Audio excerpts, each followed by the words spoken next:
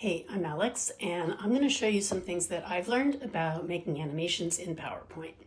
So it's important to think about what you want to accomplish with your animation. What is it that you're going to do that's going to build understanding? So some things that lend themselves to animation are things that move in space or time, anything that's got a before or after condition, any visual representation for a different mode of expression, like an equation, a chemical reaction, and particularly graphs that are time series graphs that change in time.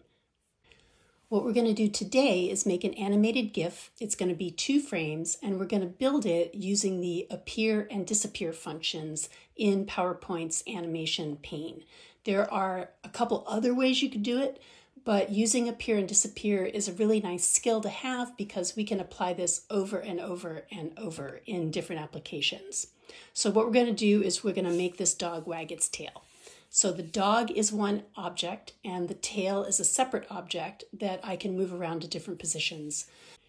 So the first thing I'm going to do is I'm going to select the tail, and from the animation menu I'm going to make the tail disappear. Once I've done that, I'm going to select it again and I'm going to make it appear. And you can see that those 2 functions are now over there in the animation window. So now I'm going to copy the tail, I'm going to paste it in, so now I've got 2.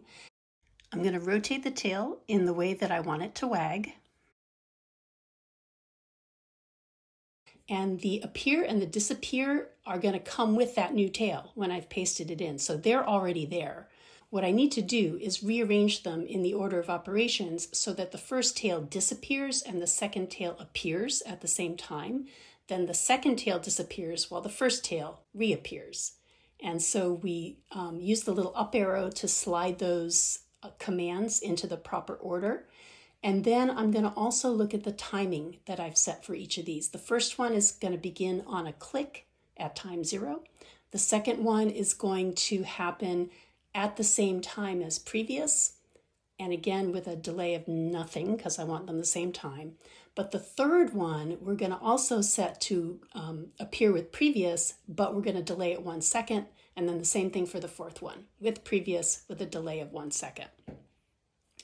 Once we've got that, we can play all to see how it goes, and if we like it, then we can export this as an animated GIF. So if I'm exporting it as an animated GIF, the first thing I'm going to do is change the file name because you never want to write over another file that you've made. Once you've changed the file name, then select from the drop-down menu Animated GIF. Extra large is good. We want the background transparent. I'm going to have 2 seconds spent on each slide, and it's only one slide. It's number 2 in my list, so I'm going to change it from slide 2 to slide 2 to just get that one. And then once we've exported it, we can drop it into a page and see what it looks like. And if we like it, there we go.